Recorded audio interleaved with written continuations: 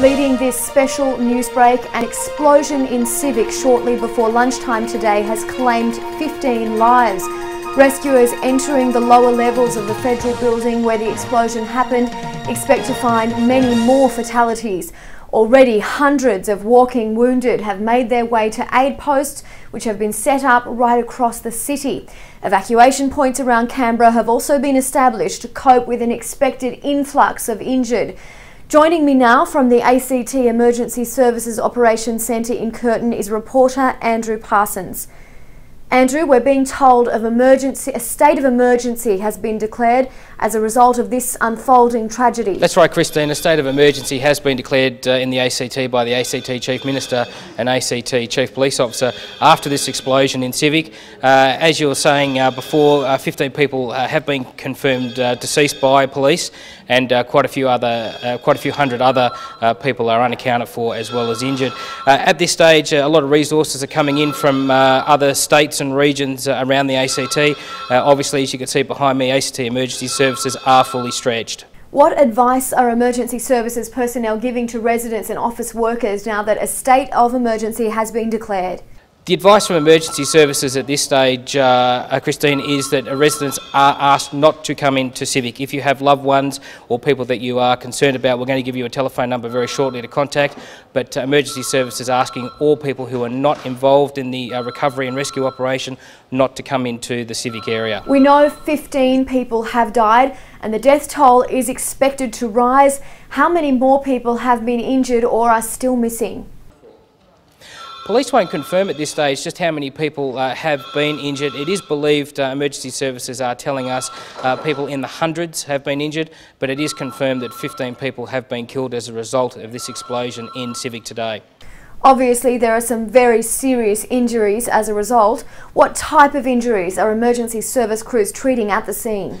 It's ranging, and the types of injuries that we're seeing emergency services treating are ranging from cuts, abrasions, burns. There are obviously things such as fractures and quite a range of serious and minor injuries. At this stage, the welfare and first aid response, particularly by St John Ambulance, is establishing treatment posts. They're located around the ACT and they're rendering first aid to those that are walking injured. With Canberra's emergency services stretched to the absolute limit, have you heard if any outside assistance is going to come to help? Well, with a disaster of this scale, there are quite a few agencies that are responding. I mentioned before agencies from outside of the ACT are attending, but agencies like St Vincent de Paul, the Salvation Army, the Australian Red Cross, certainly St John Ambulance are heavily involved in this. Volunteers, ACT are involved, and the ACT State Emergency Services. Only a few of quite a few agencies that we're going to see coming into the ACT in the coming hours. What can people do to assist with the recovery effort? Okay, at the moment there has been a call out by the Australian Red Cross for people who are blood donors to contact them and consider donating blood. Obviously St John Ambulance, one of the lead agencies, is asking for its volunteers to contact them, and I have a telephone number for St John Ambulance volunteers to contact. That is 1300 360 455. All St John Ambulance first aiders are asked to contact that number and report in as their services are required at this disaster today. Thank you, Andrew, for that update. Andrew Parsons there, reporting from the ACT Emergency Services Centre.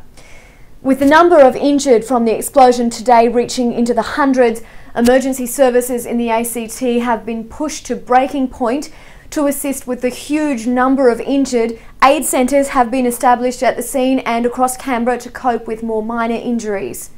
Yeah, we currently have all medical and nursing staff on board, primarily within the emergency department and intensive care unit, where the critically ill are being stabilised prior to being transported out to the major referral centres in Sydney and Melbourne. At last count, we had approximately 100 casualties come through the emergency department here at the hospital. As expected, that number will increase throughout the day. The majority of these casualties, though, are being treated at the scene of the incident and at evacuation centres around Canberra by St John Ambulance personnel. The majority of those people will not make it to the hospital. It is primarily the critically ill and unstable patients that are coming to the Canberra hospital for treatment.